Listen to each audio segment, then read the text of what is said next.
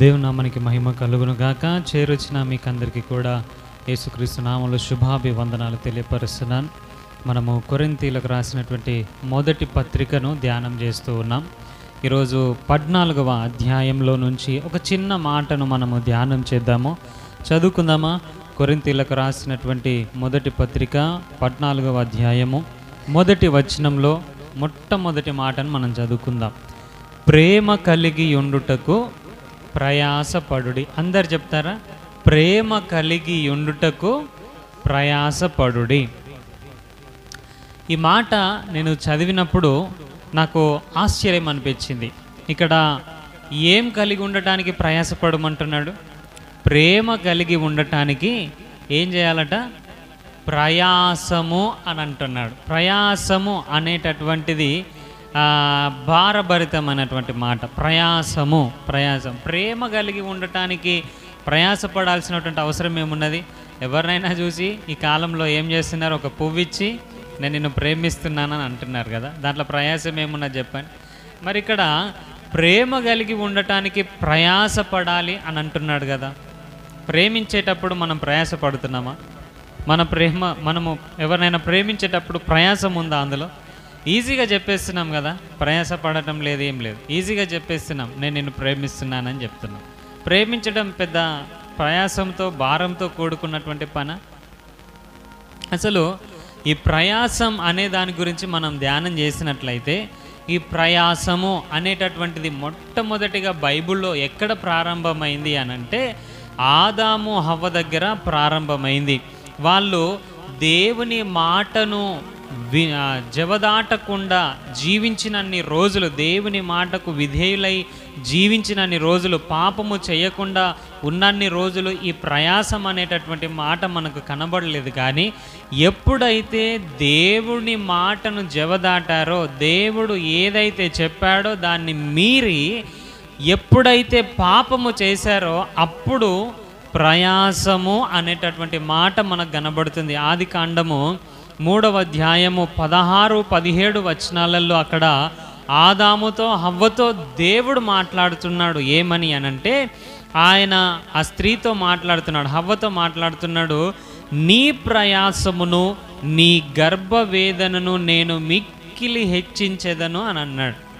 అంతవరకు మేబీ లేదు కావచ్చు ప్రయాసము, అంతవరకు మిక్కిలి హెచ్చించెదను అని అన్నాడు. అంటే అంతవరకు అంత లేదు కావచ్చు. కానీ ఇక్కడ ఎప్పుడైతే పాపము వారిలో ప్రవేశించిందో ప్రయాసం అనేటటువంటిది, గర్భవేదన అనేటటువంటిది దేవుడు మిక్కిలి హెచ్చించాడట. అదేవిధంగా ఆదాముతో అంటున్నాడు, ఆయన ఆదాముతో, నీవు నీ భార్య మాట విని తినవద్దని నేను నీకు ఆజ్ఞాపించిన వృక్ష ఫలములు తింటివి గనుక నీ నిమిత్తము నేల ఏం చేయబడ్డది? శపించబడ్డది. ఎవరి నిమిత్తము? ఆదాము నిమిత్తం. అంతవరకు దేవుడు చేసినవన్నీ కూడా మంచిగా ఉన్నాయని దేవుడు చూశాడు. నేల మంచిగా చేశాడు, అన్ని సృష్టి అంతటిని కూడా దేవుడు చేసినప్పుడు అది మంచిదిగా కనబడ్డదట. కానీ ఎప్పుడైతే ఆదాము పాపము చేశాడో అప్పుడు ఏం చేయబడ్డదట? నేల శపించబడ్డది. అప్పుడు అంటున్నాడు ప్రయాసముతోనే. ఏమంటున్నాడు? అప్పుడు ఏమంటున్నాడు దేవుడు? ప్రయాసముతోటే నీవు బ్రతుకు దినములన్నీ దాని పంట తినేదవు అని. అంతకుముందు ప్రయాసముతో తినలేదు, ఆయన ఫ్రీగా తిన్నాడు. దేవుడిచ్చినటువంటి ఫలములను మంచిగా ఆరాంసగా భుజించాడు, కడుపు నింపుకున్నాడు. ఆ ప్రయాసము లేదు, ఏమీ లేదు. కానీ ఎప్పుడైతే దేవుడు తినవద్దన్నటువంటి పండుని తిన్నాడో, దేవుని ఆజ్ఞను మీరాడో అప్పుడు ఏమొచ్చింది అనంటే ప్రయాసం వచ్చింది. నీవు బ్రతుకు దినములని, నీవు జీవించే దినములన్నీ కూడా ప్రయాసముతోటే నువ్వు దాని పంటను తింటావు అని అన్నాడు. ఇప్పుడు చాలామంది కూడా అదే ప్రయాసపడుతున్నారు కదా. ఎందుకంటే ఇంత ప్రయాసపడుతున్నావు అని అంటే జానుడు పొట్ట కొరకండి కదా. తిండి కొరకు ప్రయాసపడుతున్నారు, ఇంకా కొంతమంది డబ్బు సంపాదన కొరకు ప్రయాసపడుతున్నారు, ఇంకో కొంతమంది ఇల్లు కట్టుకోవడానికి ప్రయాసపడుతున్నారు. మనము బైబిల్ గ్రంథంలోనే కాదు, మనం ఈ ప్రపంచంలో చూసినట్లయితే ప్రతి మనిషి కూడా తను ఏదో ఒక దాని కొరకు ప్రయాసపడుతున్నాడు. కొంతమంది అయితే చదువుల కొరకు ప్రయాసపడుతున్నాడు. ప్రతి మనిషికి ఒక ప్రయాసం అనేటటువంటిది ఉన్నది. ప్రతి మనిషి దేనికో ఒక దాని కొరకు ప్రయాసపడుతున్నాడు. ఎందుకో అసలు అర్థం. కీర్తనల గ్రంథంలో చూసినట్లయితే పొద్దున మొదలుకొని సాయంకాలం వరకు మనిషి కష్టపడుతూనే ఉన్నాడట. కష్టపడుతూనే ఉన్నాడు, ప్రయాసపడుతూనే ఉన్నాడు. దేనికో ఒక దాని కొరకు ప్రయాసపడుతూనే తన జీవనాన్ని కొనసాగిస్తూ ఉన్నట్టుగా మనం చూస్తూ ఉన్నాం. అయితే ఈ ప్రయాసం అంతటిని చూసినప్పుడు సొలొమోను భక్తుడు ఆయన మాటలు ఏమని పలుకుతున్నాడు అనంటే, ప్రసంగి గ్రంథం 1వ అధ్యాయము 14వ వచనంలో ఏమంటున్నాడంటే సొలొమోను భక్తుడు, సూర్యుని క్రింద జరుగుచున్న క్రియలన్నిటిని నేను చూస్తాను, అన్నీ చూసిన. సొలొమోను అంటున్నాడు, గొప్ప జ్ఞాని కదా, అద్భుతమైనటువంటి జ్ఞానం కలిగినటువంటి వాడు చెప్తున్నటువంటి మాటలు. నేను ఈ సూర్యుని క్రింద జరిగేటటువంటి ప్రతి పనిని, ప్రతి క్రియని నేను చూసినను, అవి అన్నీ కూడా వ్యర్థములే అని అంటున్నాడు. అవి ఒకడు గాలికై ప్రయాసపడినట్టుగా ఉన్నాయట. గాలికై ప్రయాసపడి భూమి క్రింద, సూర్యుని క్రింద జరిగేటటువంటి ప్రతి క్రియ, మనిషి దేని కొరకైతే ప్రయాసపడుతున్నాడో అది దేని కొరకై ప్రయాసపడుతున్నాడట? గాలికై ప్రయాసపడుతున్నాడట. ఎందుకు గాలి కొరకే ప్రయాసం అని అంటున్నాడనంటే 2వ అధ్యాయము 18వ వచనంలో ఆయన అంటాడు, సూర్యుని క్రింద నేను ప్రయాసపడి చేసిన పనులన్నిటిని నా తరువాత వచ్చువానికి నేను విడిచిపెట్టవాలనని తెలుసుకొని వాటి యందు అసహ్యపడితేనని అంటున్నాడు. దేనికి గాలికై ప్రయాసపడినట్టుగా ఉన్నదని ఎందుకు అంటున్నాడు అనంటే, ఏదైతే మనిషి ప్రయాసపడి ఉదయం లేచింది మొదలుకొని సాయంత్రము పడుకునే అంతవరకు కూడా దేని కొరకైతే ప్రయాసపడుతున్నాడో ఆ ప్రయాసమంతా తన తరువాత వచ్చేటటువంటి వానికి విడిచిపెట్టి ఆయన చనిపోవాలట. ఎంత బాధాకరమైనటువంటి విషయం కదా. ప్రియదేవుని బిడ్డలారా, ఒక తండ్రి తాను కష్టపడి ప్రయాసపడి సమకూర్చేటటువంటి ఆస్తి దేని కొరకు సంపాదిస్తున్నాడు? తన పిల్లల కొరకు. సరే, ఆ పిల్లలు ఏం చేస్తారు? వారు కూడా పెరిగి పెద్ద అయిన తర్వాత వాళ్ళు కూడా ప్రయాసపడుతున్నారు, వాళ్ళు కూడా సంపాదిస్తున్నారు. వాళ్ళు ఎవరి కొరకు సంపాదిస్తున్నారు? వారి పిల్లల కొరకు సంపాదిస్తున్నారు. వారి పిల్లలు కూడా మరలా పెరిగి పెద్ద అయిన తర్వాత వాళ్ళు కూడా కష్టపడతారు, వారు కూడా ప్రయాసపడతారు. ఈ విధంగా మనం చూసుకుంటూ వెళ్తే ప్రతి ఒక్కరి జీవితంలో ప్రయాస అనేది ఉన్నది. ప్రయాసపడుతున్నారు, కష్టపడుతున్నారు, సంపాదిస్తున్నారు. తన తర్వాత వచ్చేటటువంటి తన పిల్లల కొరకై విడిచిపెడుతున్నారు, చచ్చిపోతున్నారు కదా. ప్రియదేవుని బిడ్డలారా, సొలొమోను అంటున్నాడు, ప్రయాసపడి చేసినటువంటి పనులు, కష్టం అంతా కూడా తర్వాత వచ్చేటానికి విడిచిపెట్టి చచ్చిపోవటం అనేది ఎంతో అసహ్యాన్ని కలిగిస్తుందట. ప్రియదేవుని బిడ్డలారా, అందుకే యేసుక్రీస్తు ప్రభువారు వచ్చినప్పుడు ఆయన పిలుస్తున్నాడు. మత్తయి సువార్త 11వ అధ్యాయము 28వ వచనంలో చూసినట్లయితే, ప్రయాసపడి భారం మోసుకుంటున్నటువంటి సమస్త జనులారా నా యుద్ధకు రండి, నేను మీకు విశ్రాంతినిస్తానని అంటున్నాడు.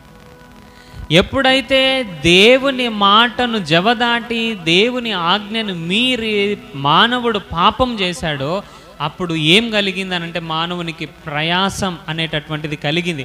ఆ ప్రయాసం ద్వారా తనకేమైనా దొరుకుతుందా అనంటే తను కోరినంత అంత 100% ఆనందము, సుఖము, సౌఖ్యము దొరకట్లేదు. అది అంతా కూడా విడిచిపెట్టి పోవాల్సినటువంటి పరిస్థితి. ప్రయాసముతో కష్టపడి చేకూర్చుకున్నదంతా కూడా ఇంకొకరికి విడిచిపెట్టి వెళ్ళాల్సినటువంటి పరిస్థితి ఏర్పడుతుంది.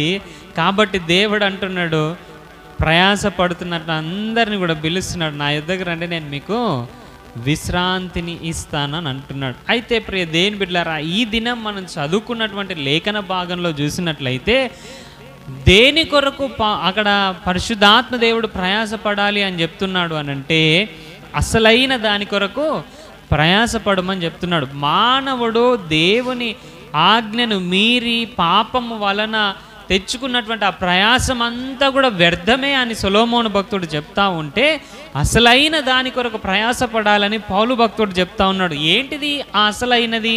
దేని కొరకు మనం ప్రయాసపడాలి అనంటే ప్రేమ కలిగి ఉండటానికి ప్రయాసపడాలి అని అంటున్నాడు. మనం ఆలోచన చేసినట్లయితే నేను ముందుగా చెప్పినట్లు ప్రేమించడానికి ప్రయాసం అవసరం లేదు అని మనం అనుకుంటున్నాం, కానీ ప్రేమించడానికి నిజంగా ప్రయాసపడాలి. ఎందుకు అనంటే అది అంత సులువైన పని కాదు. ఇక్కడ 12వ అధ్యాయం మొదలుకొని 14వ అధ్యాయం వరకు మనము ధ్యానించినట్లయితే అక్కడ కొన్ని ఆత్మ వరముల కొరకు, కొన్ని పరిచర్యల కొరకు, దేవుడిచ్చేటటువంటి వరముల కొరకు అక్కడ పౌలు భక్తుడు మాట్లాడుతూ వస్తూ 13వ అధ్యాయంలో ప్రేమ కొరకు మాట్లాడాడు. 14వ అధ్యాయం మొదటి వచనంలో కూడా ప్రేమ కొరకు మాట్లాడాడు.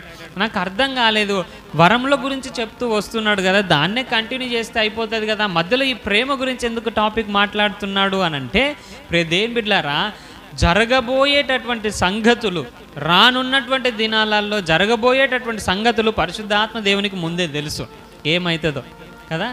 ఇప్పుడు మనము ఈ దినాలలో చూసినట్లయితే వరముల గురించి ఆయా రకాలుగా విభేదాలు జరుగుతున్నాయి సేవకుల మధ్యలో. ఆయా రకాల సేవకుల మధ్యలో ఆయా రకాల విభేదాలు జరుగుతున్నాయి. కొంతమంది వరములు లేవంటున్నారు, కొంతమంది ఉన్నవంటున్నారు, కొంతమంది మోసం చేస్తున్నారు అని అంటున్నారు, కొంతమంది లేదు నిజంగానే పరిశుద్ధాత్మ దేవుడు జరిగిస్తున్నాడు అని అంటున్నారు. ఇలాంటి సందర్భంలో ఒకరిని ఇంకొకరు ప్రేమించడం అనేది సాధ్యం అవుతుందా? కాదు ప్రియ దేవుని బిడ్డలారా. ఎందుకు అనంటే మనం అనుకున్నది నెరవేరకపోతే మన మనస్సు నొచ్చుకుంటుంది అని దేవుని వాక్యం సెలవిస్తుంది. మనం చెప్పింది ఇంకొకరు వినకపోతే, మనం అనుకున్న కార్యము జరగకపోతే మన మనస్సు ఏమైపోతుంది? నొచ్చుకుంటుంది. మనం బాధపడాల్సినటువంటి పరిస్థితి ఏర్పడుతుంది. మనము చెప్పినటువంటి మాట ఎదుటివారు వినకపోతే వారిని మనము ప్రేమించగలుగుతామా? ప్రేమించలేము. మనము చెప్పింది వాళ్ళు లోబడకపోతే, వాళ్ళు వినకపోతే మనం వాళ్ళని ప్రేమించలేం. వాళ్ళు యాక్సెప్ట్ చేయకపోతే మనం వాళ్ళని ప్రేమించలేం. మనం వాళ్ళతో స్నేహం చేయలేం. మనం వారితో ఇంకా మనం ఆ స్నేహభావాన్ని కంటిన్యూ చేయలేం. అందుకే అక్కడ ఏమైపోతుందనంటే ఒకరికి ఇంకొకరికి మధ్యలో విభేదాలు అనేటివి జరుగుతూ ఉన్నాయి. ఇప్పుడు ఒకరంటే ఒకరికి పడనటువంటి పరిస్థితులు మనం చూస్తూ ఉన్నాం. ఒక సేవకుడు అంటే ఇంకొక సేవకుడికి పడట్లేదు. ఇలాంటి సందర్భాలు ఎదురవుతాయి. కాబట్టే అక్కడ పరిశుద్ధాత్మ దేవుడు వాటి కొరకు మాట్లాడుతూ అక్కడ ఏమి ప్రస్తావించాడనంటే ప్రేమ కలిగి ఉండటానికి ప్రయాసపడండి అని అంటా ఉన్నాడు. వరములు లేవని దేవుడు చెప్పట్లేదు, అవి జరగట్లేదని దేవుడు చెప్పట్లేదు, కానీ అవన్నీ కూడా ఎలా జరగాలని 14వ అధ్యాయంలో రాశాడనంటే సమస్తము సంఘ క్షేమాభివృద్ధి కొరకు జరగాలని అంటాడు.